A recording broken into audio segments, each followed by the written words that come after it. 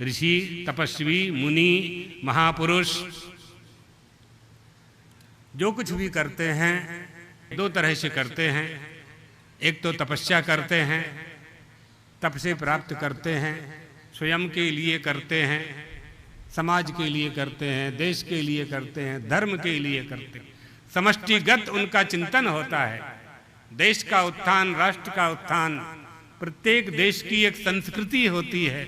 उस संस्कृति के उत्थान की कामना ऋषियों के, महर्षियों के मन में हुआ करती है। इसलिए तपस्वाध्याय निरतम, तो तपस्वी ऋषि मुनि जो कुछ भी करते हैं अनासक्त भाव से करते हैं। करते हम लोग भी हैं, वो लोग भी हैं, समाज के लोग भी करते हैं, विद्वान पुरुष भी करते हैं, साधारण पुरुष भी करते हैं। लेकिन ऋषि, महर्षि, देवर्षि, तपस्वी जो कुछ करते हैं वो अनासक्त भाव से करते हैं। यज्ञ भी करते हैं तो वो संकल्प नहीं करते। ये सन्यासी लोग हैं, सन्यासी लोग जो कुछ भी करते हैं ये सब आपके लिए करते हैं। इनकी क्रिया का फल इन्हें प्राप्त नहीं होता क्योंकि ये संकल्प नहीं करते। कुछ इन्हें नहीं चाहिए। क्या चाहिए? जो प्राप्त करना था वो उन्होंने पा लिया। इसलिए आपको प्राप्त हो, आप प्राप्त कर सकें, एतदर्थ उपदेश करते हैं।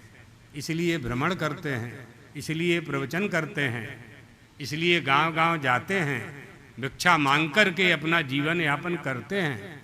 खुद कष्ट में रह कर के समाज के लोगों को सुख प्राप्त कैसे हो इसका उपदेश देते हैं, सुख का स्वरूप बताते हैं, दुख को त्यागने का उपाय बताते हैं। आप दुख से कैसे मुक्त हों, आत्यांतिक दुख की निवृत्ति और आत्यांतिक सुख की प्राप्ति ये मनुष्य का, प्रत्येक मनुष्य का उद्देश्य है। सुख प्राप्त हो जाए तो वापस ना जाए। प्रत्येक मनुष्य चाहता है दुख चला जाए तो लौट करके ना आए। ये कामना भी प्रत्येक मनुष्य की होती है। इसका उपाय महात्मा बताते हैं, ऋषि महर्षि बताते हैं। ज्ञान वैराग्य का सर्वश्रेष्ठ दृष्टिकोण यह है कि हम जो कुछ भी करें वो अनासक्त भाव से करें। करना तो छोड़ नहीं सकते, क्रिया छूट नहीं सकती, अनासक्त भाव से करें। नहीं, हमें कुछ नहीं चाहिए, जितना प्राप्त है पर्याप्त है, ये भाव आना चाहिए। ये भाव आना चाहिए। अपने प्राप्त धन को, अपने प्राप्त ज्ञान को, अपने प्राप्त बल को, अपने प्राप्त बल को निर्बलों में देना चाहिए। अपने प्राप्त धन को निर्धनों में खर्च करना चाहिए, धर्म कार्यों में खर्च करना चाहिए और अपने ज्ञान से लोगों के अज्ञान को दूर करना चाहिए। तभी ना। आप क्यों पढ़ रहे हैं, आप क्यों खेती कर रहे हैं, आप क्यों भजन कर रहे हैं, सबका फल है ना, सबका फल है। व्यापार क्यों कर रहे हैं, सबका फल है। प्रत्येक वस्तु का फल प्राप्त है। मनुष्य होने का क्या फल है? कभी विचार किया हम मनुष्य क्यों हैं, इसका फल क्या है? करना चाहिए। नहीं विचार करेंगे तो पशुवत जीवन हो जाएगा हमारा। इसलिए हमारा दृष्टिकोण यह होना चाहिए कि हम असंगता को प्राप्त हो जाएं। कैसे असंग होंगे? जो जहां है उसे वहीं रहने दें, जो जहां है उसे वहीं रहने दें और उसे छोड़ करके आगे बढ़ते जाएं, आगे बढ़ते जाएं, आगे बढ़ते धीरे धीरे धीरे। जैसे एक गांव से दूसरे गांव को प्राप्त करने वाला व्यक्ति एक एक पग आगे बढ़ता है, दूसरे गांव को प्राप्त कर लेता है। इसी तरह से असंग होते जाएं, असंग होते जाएं। कैसे होंगे? सरल उपाय क्या है? सत्संगत्वे निस्संगत्वम, निस्संगत्वे निर्मोहत्वम, निर्मोहत्वे निश्चल तत्वम, निश्चल तत्वे जीवन मुक्ति। भज गोविंदम, भज गोविंदम, गोविंदम भज मूढ़मते। निस्संगता आ जाएगी, बस यही आनी चाहिए। गोविंद का भजन करने से ज्ञान से भी आएगी। यहाँ तो ज्ञान की बात चल रही है अभी। अपने स्वरूप को ज्ञान से असंगता लाई जा सकती है।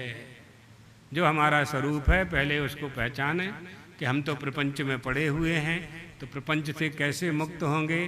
कहने से नहीं हो सकते, सुनने से नहीं हो सकते, छोड़ना पड़ेगा, छोड़ना पड़ेगा।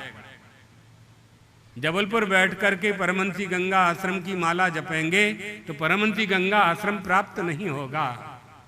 आना पड़ेगा, आना पड़ेगा, यहाँ जबलपुर को छोड़ना पड़ेगा। अब ये मत सोच लेना कि फिर जाप करने से भगवान कैसे मिलेंगे, उसका भी उत्तर है हमारे पास।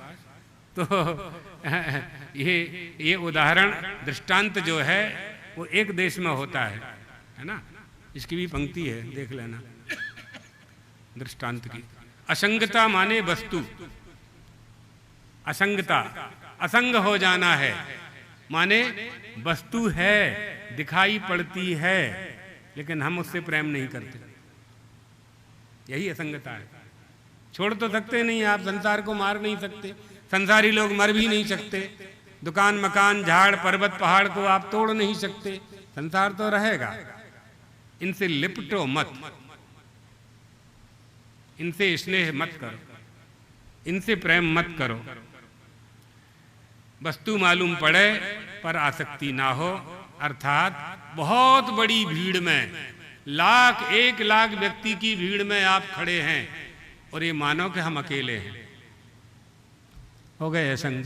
यही असंगता है।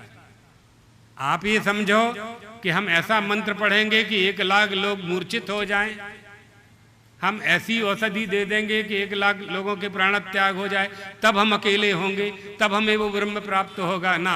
ये भूल है, ये भूल है। लाखों लोगों की भीड़ में भी आप अकेले हैं, ऐसा आपका चिंतन आपको अनासक्त कर देगा। इसके लिए धर्म फल आवश्यक है। गृहस्थाश्रम में हैं, संसार में हैं, संसार के काम करना है तो धर्म का पालन करते हुए करें। धर्म का पालन भी करेंगे तो भी प्राप्त हो जाएगा, क्योंकि धर्मात् संजायते हर्थो धर्मात् कामो भी जायते धर्मम एवापवर्गाय तस्मात् धर्मम समाश्रयेत्। हमेशा धर्म का पालन करते रहना चाहिए। धर्म पालन से व्यक्ति का, समाज का, व्यापार का, किसान का, मजदूर का, सबका कल्याण होने वाला है।